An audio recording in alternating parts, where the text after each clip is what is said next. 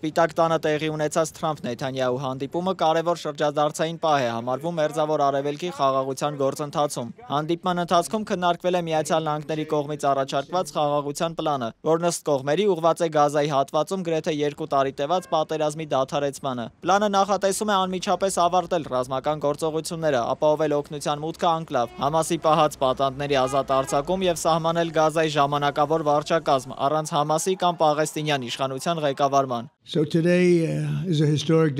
Այսօր պատմական օր է խաղաղության համար։ Վարչապետ Նեթանյահուն եւ ես նոր ենք ավարտել կարևոր հանդիպումը քննարկելով բազմաթիվ կենսական հարցեր, այդ թվում Իրանը, առևտուրը, Աբրահամի համաձայնագրերի ընդլայնումը եւ ամենակարևորը Գազայի հատվածում պատերազմի ավարտը։ Սակայն սա ընդամենը մի մասն է ավելի մեծ նկարի՝ Մերձավոր Արևելքում խաղաղության հաստատման։ Եվ եկեք այն անվանենք Մերձավոր Արևելքում հավերժ խաղաղություն։ Նեթանյահուն գոհունակություն է հայտնել ընդգծելով Իսրայելի լիակատար համաձայնությունը Թրամփի առաջարկած ծրագրին։ Նա առանձնահատուկ կարևորել է պատանդների անհապաղ ազատ արձակումը, Համասի ամբողջական զինաթափումը եւ Գազայի հատվածի համապարփակ ապառազմականացումը, որպես խաղաղության եւ կայունության հասնելու հիմնական նախապայմաններ։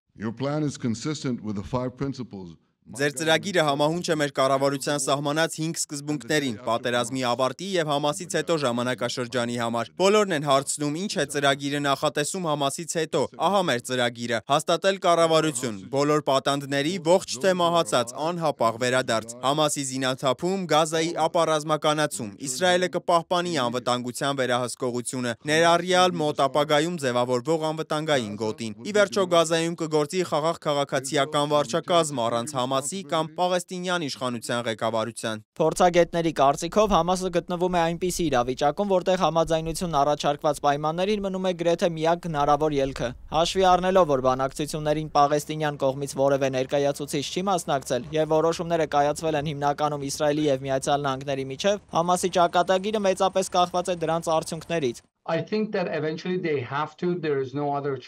Կարծում եմ վերջիվերջո Համասը ստիպված կլինի ընդունել խաղաղության ծրագրերը։ Այլ ընտրանք չկա, բոլորը համաձայն են, որ Համասը չպետք է եւ չի կարող դեր ունենալ Գազայի ապագայում։ Սա լուծված հարց է, ուստի նրանք ընտրություն չունեն, եթե իհարկե չեն ցանկանում ավելի շատ արյունահեղություն։ Բայց դա չի ծառայի նրանց շահերին, քանի որ այդ դեպքում բոլորը կմեղադրեն Համասին հակամարտությունը շարունակելու համար։ Իսրայելն ու ԱՄՆ-ի վարչակազմը կունենան պատերազմը շարունակելու հիմնավոր պատճառ։ Վաշինգտոնի համալսարանի դոցենտ Սին Ազոդիի կարծիքով Իսրայելի հիմնական նպատակն է խոչընդոտել Պաղեստին պետության ստեղծմանն ու ընդհանրապես գոյությանը։ Հորդանան գետի արևմտյան ափին բնակվող պաղեստինցիները նույնպես կիսում են այս տեսակետը, համարելով, որ Իսրայելի քաղաքականությունը ուղղված է նրանց պետականության ձևավորմանը խանգարելուն։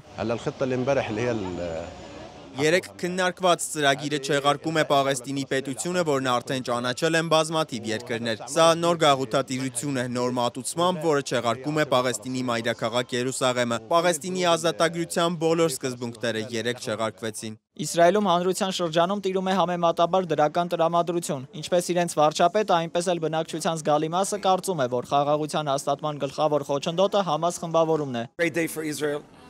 Հիանալի օր է Իսրայելի համար, չեմ տեսնում որևէ մեկին աջից ձախ, որը դեմ կարտահայտվի դրան։ Միակ հարցն այժմ այն է, թե արդյոք Համասը կհաստատի եւ կվերջացնի այս տառապանքը, որում մենք գտնվում ենք գրեթե 2 տարի։ Թրամփի առաջարկած ծրագրի հաջողությունը ուղղված Մերձավոր Արևելքի հակամարտության կարգավորմանը մեծապես կախված է Համասի պատասխանից, իսկ մերժում ստանալու դեպքում Իսրայելը հայտարարել է, որ կշարունակի ռազմական գործողությունները, վայելելով Միացյալ Նահանգների աջակցությունը։ Ի լրումն նախագահ Թրամփը նշել է, որ Իրանի միանալը Աբրահամյան համաձայնագրին կարող է նպաստել Մերձավոր Արևելքում առկա հակամարտությունների վերջնական կարգավորմանը։ Վաշինգտոնի անակնկալ ժեստին Թեհրանից դեռ չեն արձագանքել։